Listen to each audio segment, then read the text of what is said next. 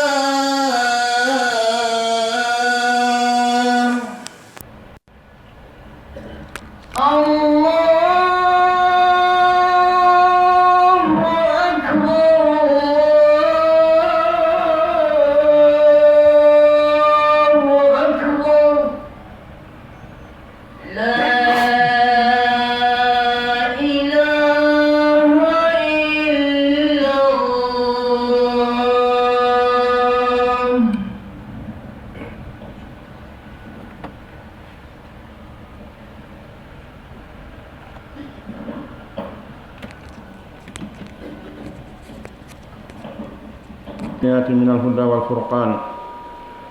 جعل الله صيامه أحد أركان الإسلام وقيام ليله من النوافل الإذام، وهو شهر الصبر وشهر الرحمة والمغفرة والعتق من النار، شهر ينتصر فيه الحق على الباطل، فيتغلب فيه المؤمن على النفس الأمارة بالسوء، وتغل فيه الشيطان، فتزول المؤوقات عن فعل الطاعات، شهر فيه ليلة خير من 1000 شهر، من هرم خيرها فقد هرم. يتي الله سبحانه وتعالى الله متوي محمد يتede يتم kanko الله سبحانه وتعالى waɗanɗo jiyaɓe makko ɓen sa'iji ɗi tawata moƴƴira no heewi heɓade e muɗum, fiyo ɓe attodiri e muɗum e noneji ko wiyete kon ɗoftare ɓe tuuba ɓe rutto faade Allah subhanahu wa ta'ala immorde e boneji. Seedo reweteɗo ala e goonga si wona kanko Allah subhanahu wa ta'ala, nde tawno ko kanko tun tagi, ko kanko tun jeeyi, ko kanko tun toppiti, ko kanko tun kadi hande rewede. No seedo oɗo mo suɓi o nuli e meɗen nelaɗo meɗen Muhammadun sallallahu alayhi wa sallam, oɗo ko jiyaɗo makko mo o suɓi o ɓurni e nder tagore makko nden, o nuli mo faade e meɗen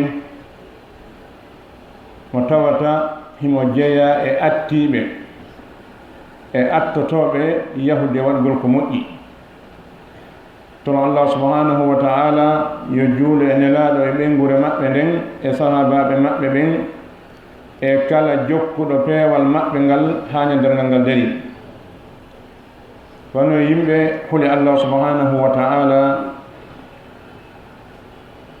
si wi neɗɗo o yohul Allah bimana yo jaɓu o waɗa ko Allah wi mo kon hara mo welti, yo o jaɓu o acca ko Allah haɗi mo kon kadi hara o mettina so tawi hiɗa wadde ko Allah wima kon kono a weltora hiɗa accude ko Allah haɗuma kon kono hiɗa ɓitti ka wonkima ko fawaɗa ɗum ɗo kon ɗum hara wiyetake kulol Allah hule Allah subhanahu wa ta'ala nde tawno himo hani hulde himo waɗi ko hulre nde tawno kadi neɗɗo on heɓi malore o so tawi ko Allah huli haray e moƴƴere makko kanko Allah subhanahu wa ta'ala nde tawno himo yiɗi malnugol en himo yiɗi ye en malu himo waɗani en ka malore heɓete nokkeli buy faɗata nde ɗo malore siwona on mo ɗaɓɓali nde ko ɗum waɗi kanko subhanahu wa ta'ala o wi kayfa ajudu bi rahmati ala man bakhila bi ta'ati honno mi okkirta yurmede anden on neɗɗo wuddirɗo ɗoftagol lam Allah no mari yurmede nde ala hattode so o jonni tagore makko nden fuu hatta hare no lutti e jungo makko kono noon o okkata yurmede makko nden o neɗɗo wuddirɗo ɗoftagol Allah subhanahu wa ta'ala haray neɗɗo julɗo on no haani wono o woniri noon e piiji makko adna ɗin o wa'a noon kadi e piiji laakarayankoji ɗin en anndi e piiji adna ɗin si yani ka heɓoto gooto wiyatake wakkilo fof wakkiloto yi'a tawa kadi hi fof no wakkili idan Allah subhanahu wa ta'ala e hikma makko on o tagi tagore makko nden o ɓurdindini lebbi ɗin o ɓurdindini ñalaɗe ɗen o ɓurdindini kadi sa'iji ɗi goo wono tawi noon kadi himo ɓurdindini yimɓe ɓen bal dewe ɗen kadi himo waɗi noneji o ɓurdindini hay dewe ɗen si en udditi gite men ɗen en daari darɗe taskagol hanana daarugol tun darɗe feƴƴowo en tawa subhanahu wa ta'ala ko o tagi kon fuu himo waɗi ɗum noneji a yiyata hunde tawa ko nde kayri tun ndemara none goo subhanahu wa ta'ala o waɗi e nder ɗanɗo gurdam meɗen sa'iji ɗin fof yerremo kanko Allah subhanahu wa ta'ala o waɗi toon sa'iji goɗɗi goo ɗi tawata en heɓa e moƴƴere ɓuri e sa'iji ɗiya haray si ɗin hewti no hanani neɗɗo julɗo on ɓeydugol ñoragol wakkilo fiita moƴƴere ko heɓoto ɗum ko lawno ɗum waɗi nde yamodira e o sa'i mo fewndi ɗen ɗo ka ɓattagol lewru Suumayee ɗo taw neɗɗo yo attor honɗum toragol Allah subhanahu wa ta'ala yo Allah tawnumo par ce que o tawaka taw ɗo e raɓɓiɗude no woodi ɓe tawatake a anda si ko an a anda si ko min a anda ko hombo idan toro Allah subhanahu wa ta'ala tawne nde ɗo moƴƴere hana nde laawakima sabu perdugol nde moƴƴere ko perdugol moƴƴere hewnde hasbu hoore maɗa an neɗɗo on gila rowani Suumayee feƴƴi heɓi hikka hoore teeɗi buy feƴƴi e nder hitande nden ko honɗi heɓuɗa feere e muɗum golleji buy moƴƴi fewnditike ɗi feƴƴi ko honɗi e majji heɓunoɗa feere mum honɗi laawima idan hiɗa falana hoolema malore eto o sa'i wonɗo e arde ɗo hewtitoɗa ko feƴƴuno kon anden haray ɗi sa'iji ɗi Allah subhanahu wa ta'ala addanta en fii en heɓu buy moƴƴere e muɗum fii o montan en bakkatuji meɗen e muɗum ɗi wona dumotoɗi ko araɗi feƴƴe anden kadi haray gurdam meɗen ɗan ko happaɗan happira lajal tawata ko andangal singal hewti a gollali a yiltata ko golla ko haysiɗa nangi golle ɗen ɗe gasali a accatake gayna idan eto wakkiloɗa tinnoɗa gollaɗo e ɗum hewtude haray ɓattike e hoore meɗen daragol nduɗo lewru teddu ndu lewru Suumayee ndu tawata neɗɗo fuu no hani torade Allah subhanahu wa ta'ala yurminkino yo Allah tawno lewru ndun waɗamo kadi jeeyaɓe hooroɓe lewru ndun ɓay wona tawegol ngol tun boyno tawe ndu hara haaju maɓɓe ala e ɗum no woodi kadi taweteɓe ndu hara haaju maɓɓe no woni e mum kono ko seeɗa idan tono Allah subhanahu wa ta'ala tawne o waɗe ma kadi e ɓen tawaɓe ko himmirɓe nduɗo lewru suumaye ko waɗi ko lewru mawndu no jeeya e mawnugol mayru on tawde Allah subhanahu wa ta'ala humpiti en wondema ko e mayru o tippini nde alqur'anare ɗo nde tawata ko nde peewal wonande yimɓe ɓen ko nde sendidirde gonga e fenande tippagol mayre ko nder nduɗo lewru on ko waɗi Allah subhanahu wa ta'ala o waɗi horugol nduɗo lewru suumaye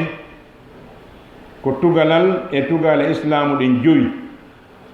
no andirɗen noon islamu on ko maha ko e tugali joyi tugalal nayaɓal ngal e riwaya goo ko sorugol suumaye tugalal jowaɓal ngal e riwaya goo ko horugol suumaye woni ko kanko woni nayi woni ko kanko woni joyi ko tugalal e tugale islamu ɗen joyi idan si neɗɗo on seedike wonde reweteɗo ala si wona Allah o ñinni julde o itti zakka ko hikki ɗon ko horugol suumaye horugol oɗo suumaye ko hunde nde tawata ko hunde mawde daragol naafa e jemmaji nduɗo lewru ɗum no jeeya e naafiloji mawɗi nduɗo ko lewru ndu tawata Allah subhanahu wa ta'ala addindu fi ekkitugol ma an neɗɗo on muññagol lewru ndu subhanahu wa ta'ala tawata o farlindu fi yuppugol yurmede makko nden e hoore jiyaɓe makko ɓen lewru ndu tawata subhanahu wa ta'ala farlindu fihi mo faala yaafanade faalaɓe yaafanede ɓen ko waɗi o yaafoto kono noon ko faalaɗo yaafanede o yaafanto ko wi ko inni la ghafaru liman taba wa amana wa amila salihan summa ihtada komi yaafotoɗo wonande on tuubuɗo gomɗini golli ko moƴƴi o feewi amma mo tawata faalaka pewal ngal faalaka yaafede Allah no yaafo kono yaafanta ko oɗo idan nduɗo ko lewru ndu tawata subhanahu wa ta'ala no waɗa hunde hawnide e mayru ndaarugol moƴo bere e yimɓe wi'a ɓeeɗo mi muññanike ɓe hannde kadi haysi ko naatano wiide ɓe natta ɗum ɗo suumaye fof o waɗa e ɗum embere guluji yimɓe kanko tun anndi e nder ndulewru suumaye ɗo subhanahu wa ta'ala o muññanto yimɓe ɓe tawata ko windananoɓe naatugol yiite o yaafo inna ɓeeɗo firtinatugol ɓe yiite sabu moƴƴugol nduɗo lewru haray nduɗo lewru ko lewru ndu tawata goonga no foola fenande e muɗum bi mana goonga on no wurto e mayru e hoore fenande nden goonga on foola fenande nden koye nduɗo lewru neɗɗo julɗo on wawata foolude wonki mum yamireki kin ko boni o wawtoki koye nder nduɗo lewru seytane jiɗi woni ko kolbete koye nder nduɗo lewru neɗɗo julɗo on tawata yeeso makko ko sakkotono waɗgol ko moƴƴi tawa ɗum no potti fi hon ɗum ko amintamo kon ko ronkintamo kon ko haɗatamo waɗgol moƴƴereji ɗin ko ɓuri heewde kon ko seytane e wonki makko kin joni noon haara seytane no kolba wonki makko kin kadi fenɗon himo fooliki ɗiɗo waɗayno o hatta piiji moƴƴi goo o ama wadde piiji goo idan ɗiɗo haray no pottina yeeso makko fi yo wawa gollude moƴƴereji ɗin haray nduɗo lewru ko lewru ndu tawata neɗɗo julɗon no hani hebbinde gollugol ko moƴƴi e muɗum ko lewru ndu tawata Allah subhanahu wa ta'ala e yurmede makko nden o soomi e nder mayru jemma gooto mo tawata sa rewi Allah e muɗum moƴƴere ko heɓata jemma gooto on kon no fota e so tawi a rewi Allah e nder lebbi wulure tawa a puyɗali ha ñallal goota idan ɗum ɗo ko moƴƴere nde tawata sinde suti neɗɗo julɗon no hani weltade o wewla o uddita ɓernde makko nden o jaɓɓara ɗum ɗo weltanogol Allah subhanahu wa ta'ala ko Allah accimo ha fewno ɗo kon bal o weltano Allah ko tawi kon taw ko julɗo sabu wongol ma julɗo ngol wona fiiɗa mari mbuuɗi wona fiiɗa mari gandal wona fiiɗa mari dambe na fiiɗa mari laamu ko ɓay Allah no yiɗi ya woni julɗo sina ɗo no woodi marɓe ɗiɗo fof wona julɓe idan si Allah subhanahu wa ta'ala itti e yurmene makko nden o waɗi ko a julɗo hara hiɗa hani weltanade mo ko tawi kon ko a julɗo taw yi weltanoɗama noon kadi ko waɗuma julɗo wuuruɗo ha fewndo ɗo tawi hiɗa faala horde ɗa hattani kadi hurgol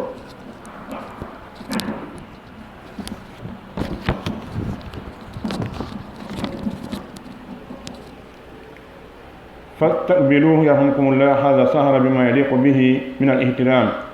واسألوا ربكم أن يبلغكم إياه ويعينكم فيه على فعل الطاعات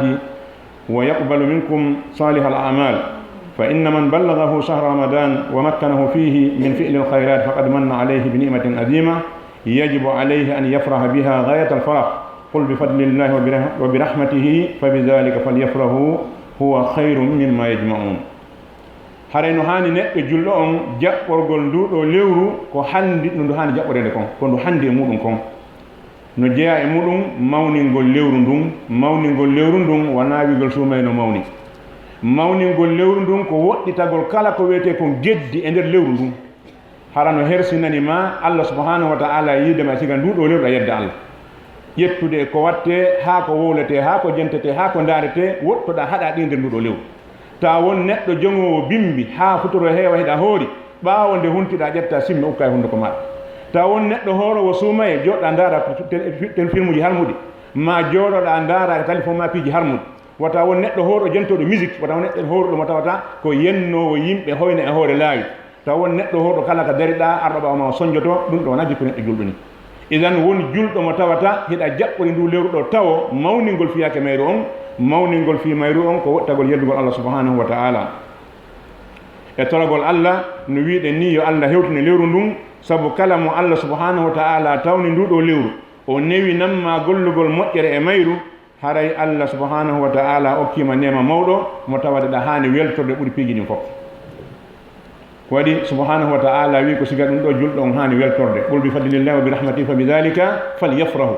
julɗo on no hani weltorde moƴƴereji ko heeɓi kon fof kono wa heɓugol diina ala ko hani weltorde ɓuri ɗum ɗo mo hani weltorde moƴƴereji ɗin fof wa wurugol ha o suumayeɗo tawa mo ala ko hani weltorde ɓuri ɗum ɗo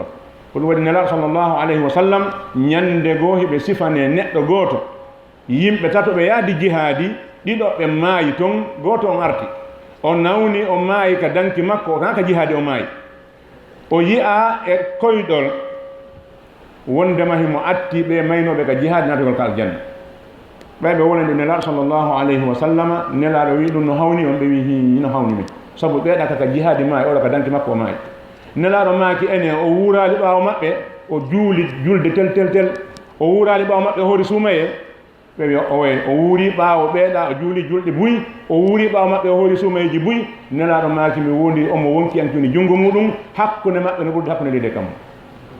idan honɗum okkimo nden moƴƴere nde ɓeya heɓali ka jihaadi ko tawi kon o wuuri ɓaawo maɓɓe o yeddali Allah subhanahu wa ta'ala ko tawi kon o wuuri o waɗi golleji moƴƴi ɓaawo maɓɓe idan jakasiɗa wuuri ɗa wadde ko moƴƴi haɗa wuurgol ma ngol no moƴƴi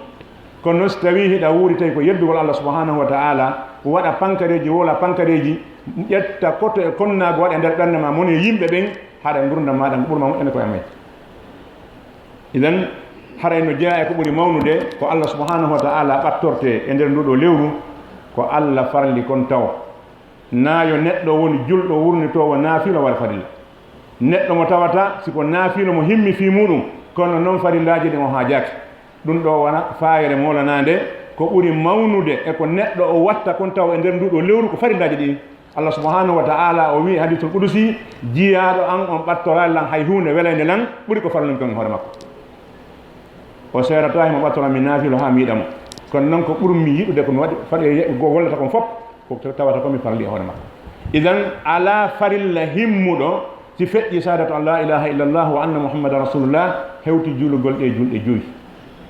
ɗeɗo julɗe joyi si tawi hara neɗɗo no anduno fiyake majje o hittintano fi suumaye ma fi hajju ma fi goɗɗum go ɓuri ɗe sabu julɗe ɗen joyi no ɓuri hajju ɗe ɓuri suumaye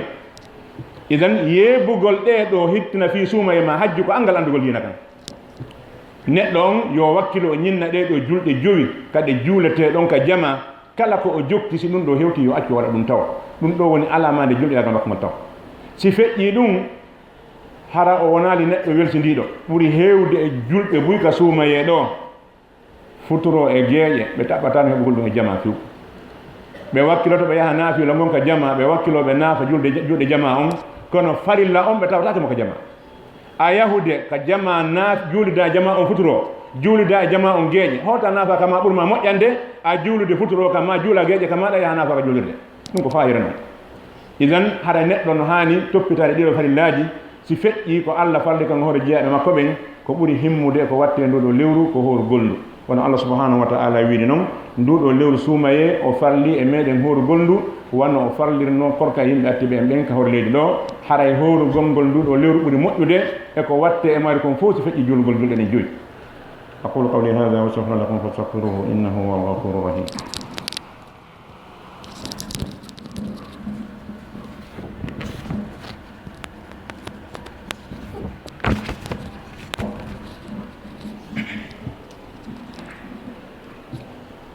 الحمد لله على فضله وإحسانه وأشهد أن لا إله إلا الله وحده لا شريك له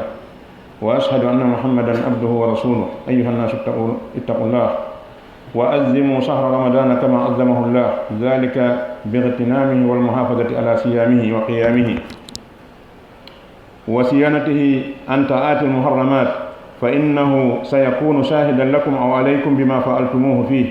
من حسن أو قبيح فإن بعض الناس يزيد شرهم في رمضان عن غيره لأنهم لا يعرفون له حرمة ولا يخافون مما يسجل عليهم فيه من مخالفات وآثام فتجد أحدهم جيفة في النهار مستغرقا في نومه لا يهتم بصلاة ولا غيرها من الأعمال الصالحة وفي ليالي رمضان يسهر على القيل والقال ومشاهدة السلسلات يتي الله سبحانه وتعالى هوري ɓural makko ngal e moƴƴere makko nden e nema makko on de yettamo kanko subhanahu wa ta'ala seedo ala rewtede sona kanko seedo nelaɗo muhammad sallllahu alayhi wa sallam ko jiyaɗo makko ko nulaɗo makko ɓawa ɗum jiyaɓe allah huli allah subhanahu wa ta'ala mawni non nduɗo lewru suumaye wono allah subhanahu wa ta'ala mawniniri ndu noon si allah subhanahu wa ta'ala mawnini hunde a itti bote e mayre ko awne jaasude wona ko jaasinɗa kon wa man yu'azzim sha'air allahi fa inna dhalika min taqwa alqulub kala mawninɗo mandeji dewe allah ɗin ɗum no jeeya e kulol allah ka ɓernde ittugol bote e juulirde ittugol bote e deftere allah nde ittugol bote e lewru suumaye ndum ittugol bote e hajju kala ko woni ko mande dewe diina kan si tawi a itti bote e ɗum ko holli haray ko an na neɗɗo hulowo allah mawningol ɗi piiji ɗi allah mawnini ko holli wonde neɗɗo on ko hulowo allah idan ɗa hani mawnide ko allah mawnini ko haray mawningol nduɗo lewru ko etagol golla golle heewɗe e mayru subhanahu wa ta'ala e hikma makko on o waɗi dewe ɗen noneji julde no ton howrugol no ton janngugol no ton jantagol allah no ton moƴƴagol e yimɓe ɓen no ton ittugol sadaka no ton yamirgo ko moƴƴi haɗa ko bone no ton ɗiɗo fof ko moƴƴiri tawata hiɗa waawi wadde oɗo sa ronki nanga oɗa wata a wi ko hunde wotere tun cattotoɗa e muɗum sabu wonkiki ronke idan ko allah waɗen tan wi'ul ibada ko yo a won toujours koye dewal wonɗa sa a ronki ɗum ɗa nanga ɗum ɗa hay ka janngugol sa a ronki qur'an walli jantoɗa allah sa a ronki ɗum no ƴetta goɗɗum ngo dewe ɗe no mari noneji watta a wi so wonkiki haade hunde ko ɗum no kadi jonnatake on haɓe idan fiya on daiman wa abadan ko a wonɗo rewde allah subhanahu wa ta'ala idan hebbin e nder nduɗo lewru suumaye rewgol allah waɗan hoore ma kala nduriye ko honno rewirta allah e lewru ndum wona insan fawdawi neɗɗo mo tawata ala programme a juulay ko heɓɗa feere o nder ñallal ngal janngo kadi ko heɓɗa feere o faɗɗi janngo ko heɓɗa feere o qur'ana kadi ñallal si weeti ko heɓɗa feere o hande janngo ko heɓɗa feere o an amara programme o hay fus labaka bani adam eɓɓu ndu suumayeeru araydu ɗo si allah jaɓi mi heɓe qur'ana laabi ɗiɗi joni noon mo heɓe qur'ana laabi ɗiɗi e nder lewru ndu ñande o joni ƴettata mesura ɗon ha anda ɗum ƴetta ɗum ñande o ma a mi heɓe qur'ana laabi nayyi mo heɓe qur'ana laabi nayyi e nder lewru ndu ko joni ñande o ƴettata ma mi heɓay laabi jeego kala no yer ko faalaɗa ko jippingol qur'an waɗa tawa ɗum ɗo mi faala tippindi qur'an e nder lewru ndu joni noon ɗum ɗo sennante ɗe balɗe ɗo ñande o ko embere honto mi ƴettata ñande fof ñande ɓaawo naafiloji wowɗi ɗin mi ɓeyda ɗi ɗo ñande fof ñande mi heɓay ɓeeɗo huntinaɓe waɗana hoorema programme harana ukkagol tun jinda hara ala e programme julɗo waɗana hoore muɗum nisamu e golleji makko ɗin fii a wawa yaltoyde kadi siɗa jogii nisamu golle maɗa ɗen a haɓoyi ganto immorde ko allah ko haɗema waɗugol ɗum ɗon allah winnate baraji maɗen siɗa wowi juulude ñande o darɗe sappo ma darɗe nogay ganto heɓima nawnare ma goɗɗum wota to immorde ko allah subhanahu wa ta'ala hatta baraji ma ɗi winde kono so tawi programme ala hannde ko sappo janngo joyi faɗi janngo hay hunde ɗum ɗo hanayna golle julɗo labaka noon waɗan hoorema nisamu laba iden ko wona noon kañum kadi neɗɗo on wakkilo e mawningol lewru ndun ɗo mawninira ndu accugol ko harmi kon harmuɗi ɗin ka jentiteɗi harmuɗi ɗin ka daareteɗi harmuɗi ɗin ka wowliteɗi